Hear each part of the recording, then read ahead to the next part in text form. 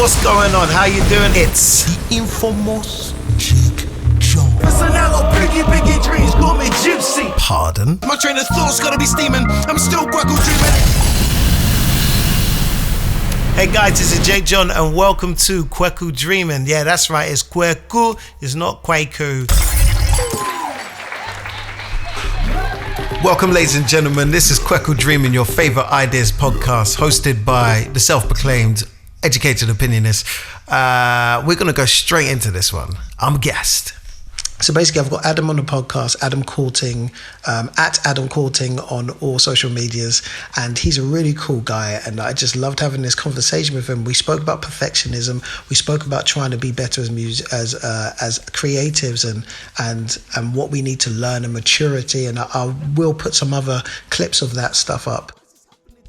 So what I wanted to say for the podcast is basically a lot of us come from a place of trying to be perfectionist or being perfectionists, and I didn't actually realize until later on that perfectionism is a terrible thing. I didn't realize. It was after reading a book, and I've heard it a couple of times from people like Tony Robbins and motivational speakers. You know, I think Tony Robbins said, perfection is the lowest standard, in the sense that, because if you have perfection, if you are a perfectionist, you never release anything, you know. And if you do release it, you're never happy. And it's a weird way to put it, but I get what he's saying. But there was another guy, I need to read a book. I need to get a book's name. But there's what's his name? Seth. But there was a book that I read on psychology, and he was just speaking about how perfectionism, it just, you know, how it is a negative thing and that we should reach for excellence instead. And I've definitely seen how I am a perfectionist, how I have been a perfectionist. I try not to claim stuff now that I don't want to be. So I'm not going to call myself a perfectionist when I'm not trying to be. So I have been a perfectionist, and what it's done is it stopped me from putting out stuff. It stopped me from being consistent.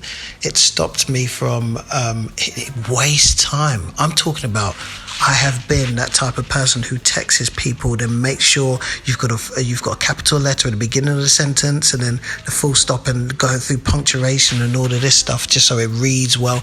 All the things that are great on its surface but are absolutely useless in adding any value. You know, people are going to get what you're saying, and that can add on minutes, right? But then think of how many texts we send a day. So that surely I could be adding an hour at least to my day, just correcting stuff and faffing. I realized, you know, and I started to watch myself, and I'd go to the bathroom and I'm just faffing, like, you know, like I take so long in the bathroom a lot of times, and I take a long time in the bathroom sometimes.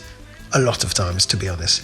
And I would just be there faffing, doing things that don't matter, or doing a bit of cleaning or something like that, when it's like, well, you could clean this later, when you know you've got to do some editing for the podcast, you know you've got to finish a track, you know you've got to do an audition, whatever it is. And I just didn't realize how much I faff. Like, I didn't know, like, and it just takes up so much time. And I realized it's all signs of being a perfectionist. Procrastination is a sign of being a perfectionist. It can be you being scared, it can be you being lazy, but in this situation, it wasn't that. A preacher, Pastor Torrey Roberts, said, what I've learned about maturity is that there is a telltale sign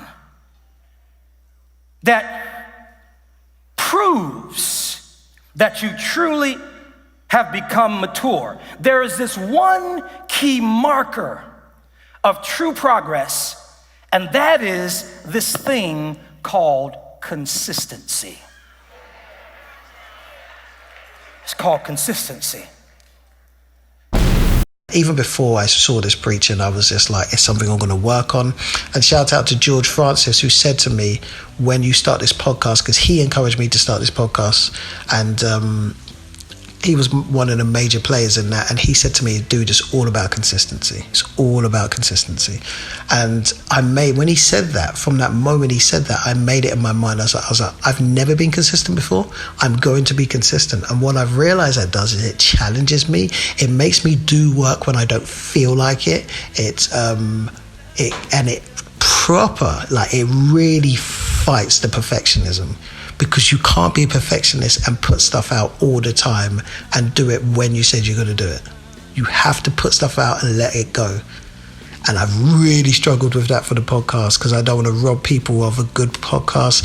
I want to keep the ratings up or whatever. I want to keep, the scorecard of this is what I think the quality should be. I'm not a fan of just putting stuff out just to put stuff out. But at the same time, there is an element of, do you know what, like, even if you can only put out 15 minutes, it's better to do that than to skip a week and then put out an hour. Do you know what I mean? Maybe you can put out 15 minutes and 40 minutes the next week. So I've really challenged myself. We spoke about that. I spoke to Adam about that. And this is a point that I've said before, and hopefully, you'll get from this, is you don't owe anyone to be great.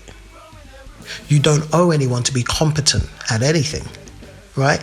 Because thinking and worrying about what other people think of you and thinking you have to live up to something stops you a lot of time from learning new things. The amount of people I speak to are like, oh yeah, you could be a great musician. They're like, no, like, it's too late to start. It's never too late. Who are you doing it for? What do you mean it's too late? You're here right now saying you want to start the piano, you want to start the guitar. Do it. Like there's nothing more to this. But I do get them. I do get them why they're like that. And I do get the hopelessness in it. But it's nonsense. And if you look at, even a good example is one of the greatest songwriters of all time is, what the flip is his name? The guy who did Lean on Me. He did When I Wake Up in the Morning. He did so many, Grandma's Hands. Bill Withers. Bill Withers started his music career, never made a record till he was 33, right? And then he absolutely blew up, and he doesn't just write hits, he doesn't just write classics, he writes anthems, like things that seem like hymns. Lovely Days, it really seems like, and Ain't No Sunshine When She's Gone. There's another one that's on that kind of level. I think it's Lean on Me. These are literally anthems. Like, these are songs that, like, it could be a national anthem. Do you know what I mean? Like, they're so meaningful and so powerful and profound. And he started very late in the music industry. Jay-Z didn't blow up till he was like 29. Kanye didn't blow up till like later as well. I think he's 30s.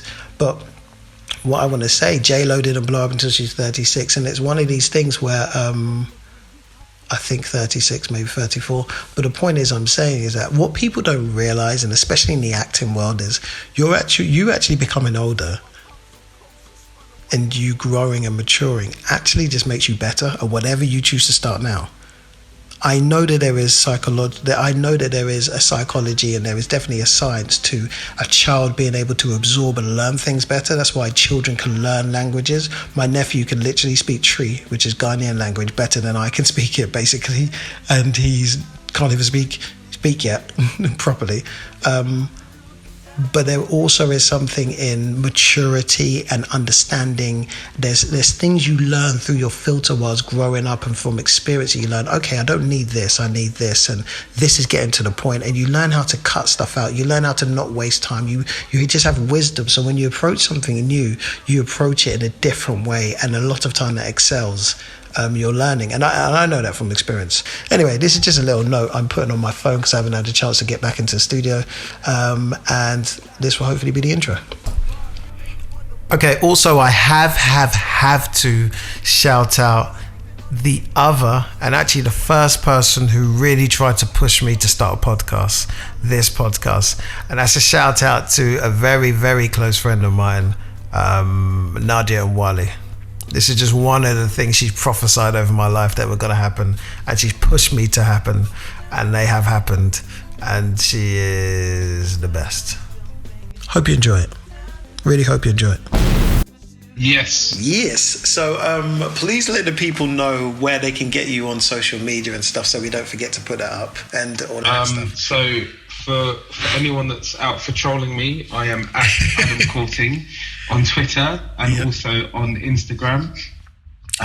Yes, that's where I don't. To be fair, I've tried to use it less and just do more in the real world. Oh, that's real. We'll talk about that. It's not the real world, but I get so sucked up into it sometimes that I end up not actually doing the things that I'm tweeting about. Okay. Because I'm like, oh my God, it's not like I'm on there every day, but I'm just like, let me retweet this and share this. Yeah. And then I'm not actually doing this. Okay. But that's the socials. And if I'm in a show or sort of friends in a show, I'll be tweeting like, go and see this show. If I see something that's great, I'm like, go and see this. But at Adam Courting. Yeah. Awesome. At Adam Courting, spelled COURTING. There we go. I've got this whole thing. I don't know if you've had a chance to check it, but when I talk about gifts and talents, it's just like, look, like we all do have gifts and talents, and that's one of the sides of it. I'm trying to get everyone to understand that we all have gifts and talents. We just don't recognize it unless it's like dancing, singing, those type of things. But sometimes it can be your intellect, it can be your mathematical skills. All of these are gifts, but on top of that, more importantly, your greatest gift is your gift of you, which is being unique. And if you push your uniqueness, you are no longer having to compete with everybody. Because if I think that me being an actor and you being an actor and us being like comedic actors or whatever, I'm going to feel like I'm competing against you when we go for a job or whatever. But if I know that I'm bringing Jake to the table, I know there's no other Jake. There's definitely no other Adam. Do you know what I mean? And it's like, there is a job for you. And especially when you're creating your own material, you know that it cannot be replicated because it's you. Like, do you know what I mean? Like, it can't be. Yeah. And I think I think what you said just really triggered that. No, I've listened. I remember you talking about that before. Is it the first podcast? It's one of the the first or second, so KwakuDreaming on Spotify, everybody. Just in case you've forgotten about that, or you listen to this from some other medium.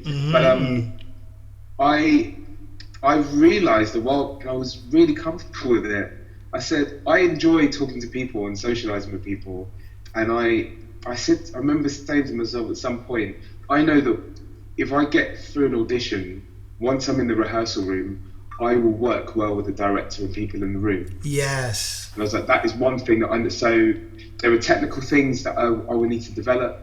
There are things that I might need more coaching on than others. But I know in terms of socially, in terms of director giving ideas and working with the cast, that I can do.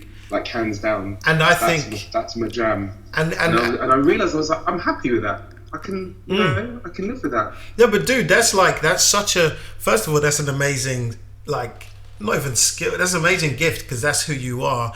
And really, if you have a chance to push that, that will get you more jobs than any talent can give you. Do you know what I mean? Because the truth is that in every industry. It's definitely true in creative industries, but in every industry, people work with the people they want to work with. If you can do a job, that's the number one criteria. Yeah. But when you've got a group, when you've got a choice of people who can do the job, and somebody may be able to do it better, but he's an absolute, punk, yes. He's not a nice guy, whatever, you're going to choose the person you get along with because you will be more fruitful and you will be more productive because you'll want to come in and spend more time. It's almost like doing a job you hate that pays really well, yes. Or doing a job you absolutely love. You love every minute, every second of it, but it doesn't pay as well. Well, if you would be there anyway for free because you love it so much, you'll end up doing as many hours and making as much money as you probably would because you just love being there and it doesn't cost you so much, right? Yeah, I realised a while back because I thought actually, there were some people who, I don't know, will naturally perform, they'll get a speech, they'll read it and they'll just bring incredible, you know those people, you see it, that's amazing. Straight away they'll do that, I will try hard, I will work hard as hard as I can, but I'm just being comfortable with who you are. I was like, I will put effort in, I will never turn up and do half a job.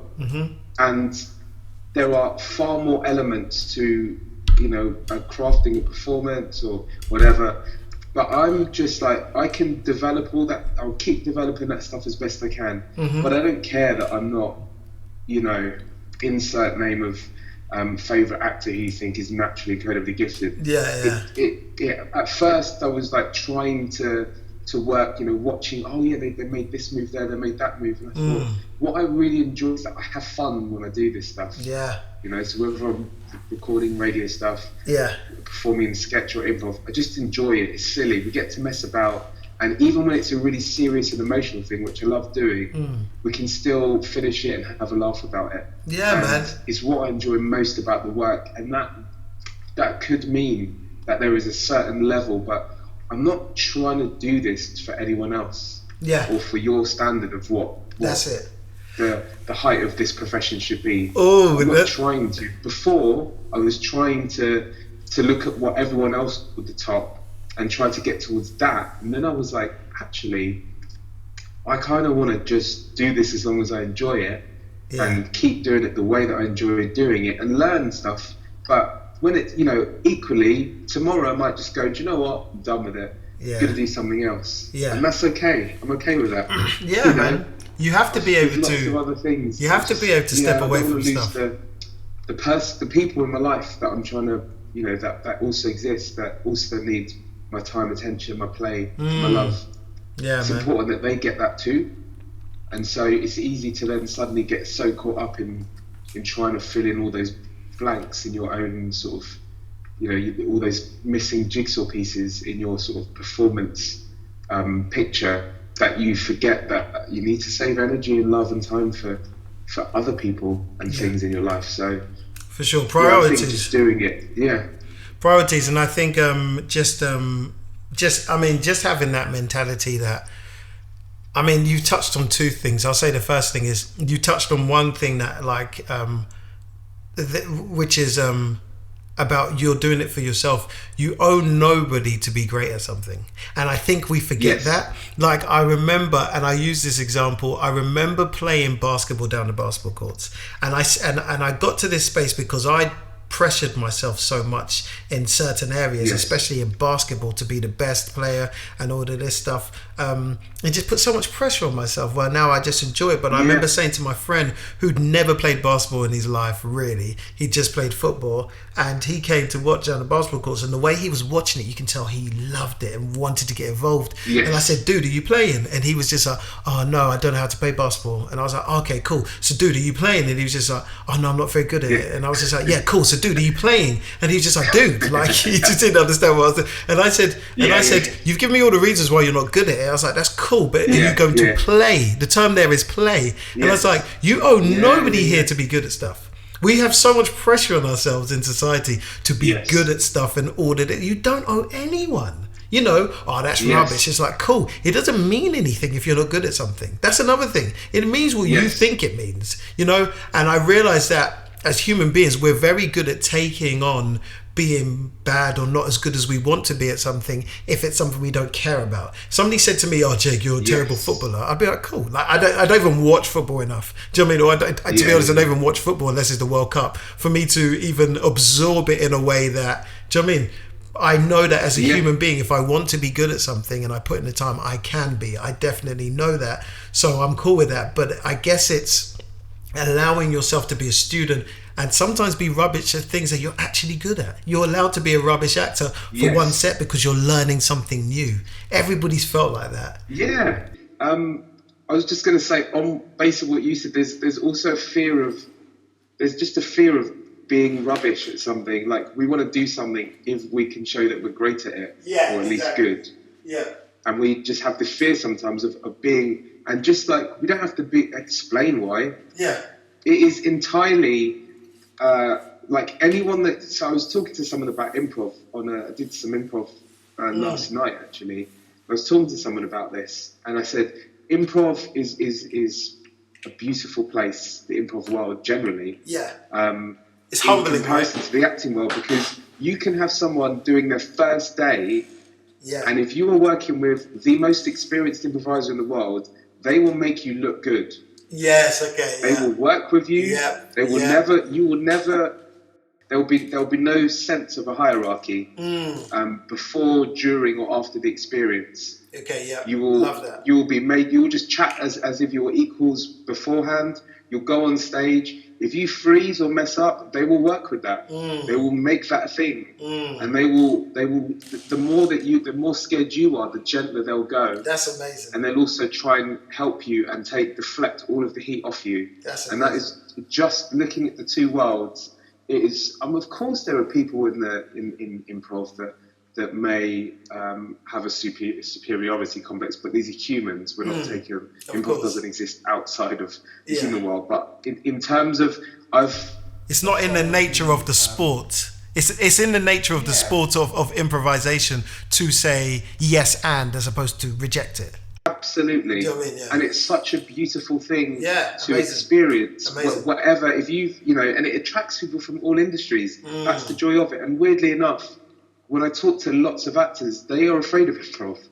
And lots of actors are like, didn't like my improv class, didn't want to, and it's become more of a thing in terms of performance, because obviously, like in Chicago and the Second City and Improv Olympics and Del Close and all of these, there are all these practitioners, and in America, obviously, it's quite big and it's sent through loads of people that have gone into acting, and sort of it's become more and more like rehearsals I've been in and auditions have included improv, but just improv for the sake of it. It brings everyone, talk to everyone. They're like, I'm an accountant, I'm a lawyer, and it's rare that I meet another actor in improv, but it's beautiful because it's so acceptable. And you can be rubbish and not have to carry the burden of everyone's shame and guilt so highly. And do you know what you said? You still will feel that, but you don't carry it as heavy as you would in other fields. You turn up to play football with someone,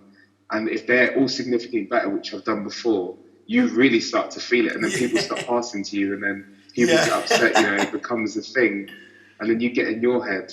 Beautiful. You said you don't have to carry everybody else's shame and everything. I think that's such a good point, because a lot of time you're carrying not only your shame, but really sometimes you don't even feel that ashamed until other people feel ashamed for you. And really that just reflects their own shame that they would feel if they were in your position, and then they put that on you, and it's just like, well, no, I don't. And dude, there's something so humbling I get from acting. Like, I haven't done it in a while, as far as I've done a lot of auditions, but I haven't gone to an acting class and stuff. But I'd actually love to go to a few of these things that you're talking about, because it's so humbling to be in a place where you can be a novice and you're allowed to be a novice and you're just exploring. It's a wonderful place to be, and I need to get back to that place. But you said something as well, and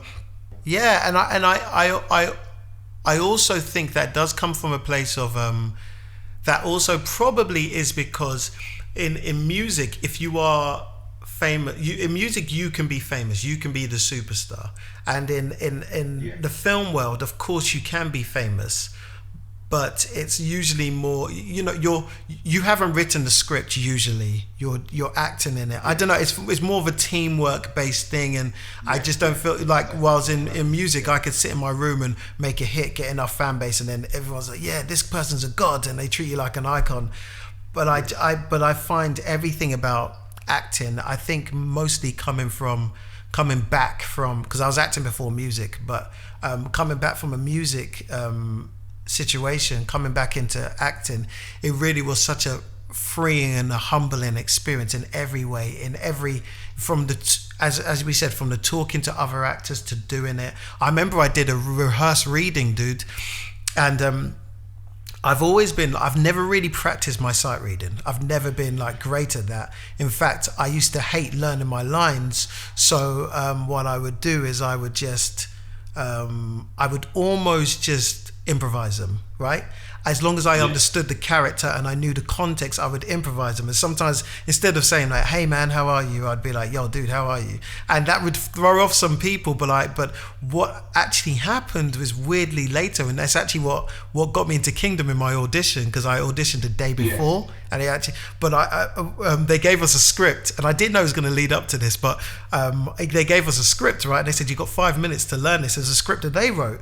You got 5 minutes to look over it, then you can read it out. Dude, they gave us 5 minutes, and I knew every word for word, and they were like, "What the flip?" Like, and they were just like, but I didn't know that me running away from reading it was going to get me to that position. But now, as you said, everything catches up, so now I'm trying to be a better reader. But I remember I was in a rehearsed reading, and I was just like stuttering over words and all of this stuff. And then we had a break, and I said to this guy, like, I said to people, like, I was like, "Oh, sorry for," and he cut me off straight away, and he said, "Don't apologize." And that was it. He didn't say, I was expecting him to say, "Don't apologize," because he just said, "Don't apologize." And he would not let me apologize. And it was such a freeing and humbling experience. And that for me was in that small moment, like he said to me everything about, "You owe nobody. You owe nobody here to be good at anything." And that was like, wow. Really freed me. Yeah.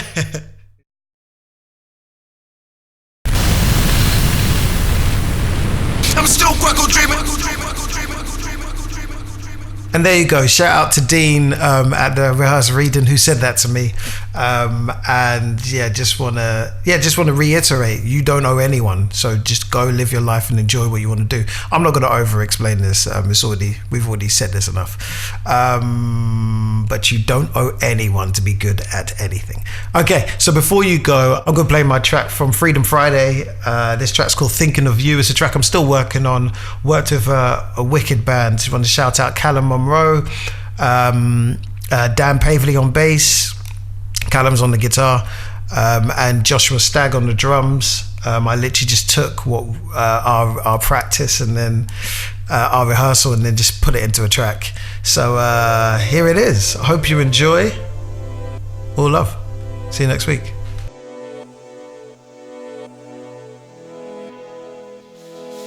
As she packs up to leave, as she actions to me, she grabs at a weave. Now is she angry at me? Frustration seeps in, and that we both agree. We can't fall to my knees. Now why is this happening to me? I start to feel sick as it all plays back to me. She has a common theme from really she stole from me. She stole her heart so close, she spun a web for me. Yeah, spun a web for me. I'm still thinking of you, darling. Nothing else really matters but you, baby, darling. I'm still thinking of you, darling. Nothing else really matters but you, baby. When they say all we do is argue, tell them, baby, I'm not living for you. Yes, we fight, that's what couples do, darling. Nothing else really matters but you.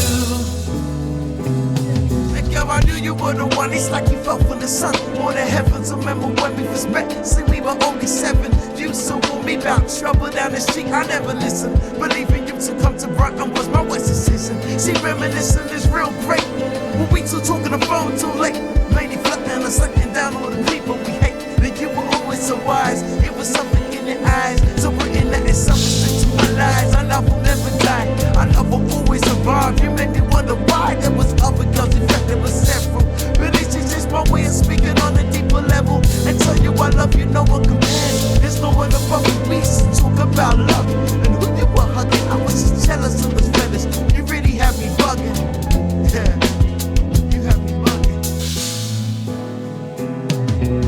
I'm still thinking of you,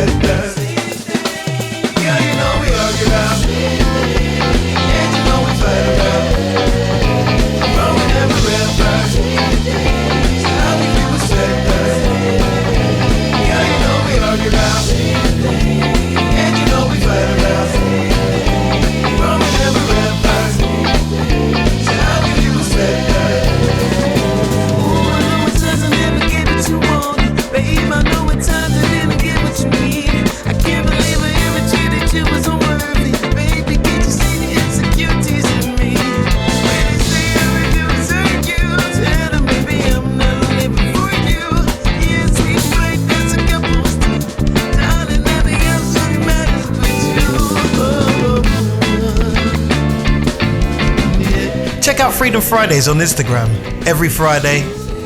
Check out jakejohn.com for any details. Make sure to check me out on Jake John Music on all platforms, all social medias, and check out Jake John Music on any music sites: Spotify, iTunes, Amazon, Deezer. I'm on SoundCloud. I've put my music up for free on SoundCloud as well. Check out the stuff, share it. I'm gonna play some of that stuff on the podcast and just enjoy it. Also, if you want any jingles made, any sound bites, any soundscapes, just let me know. If you want to discuss any ideas or issues we just spoke about, I'd love to hear your story. Just let me know and I'll advise and share any way that I can. If you'd like me to speak at an event, just let me know. You can contact me on KwakuDreaming@mail.com. That's KwakuDreaming@mail.com. Respect, all love, enjoy yourself. And don't forget to subscribe to this podcast. I'm still KwakuDreaming.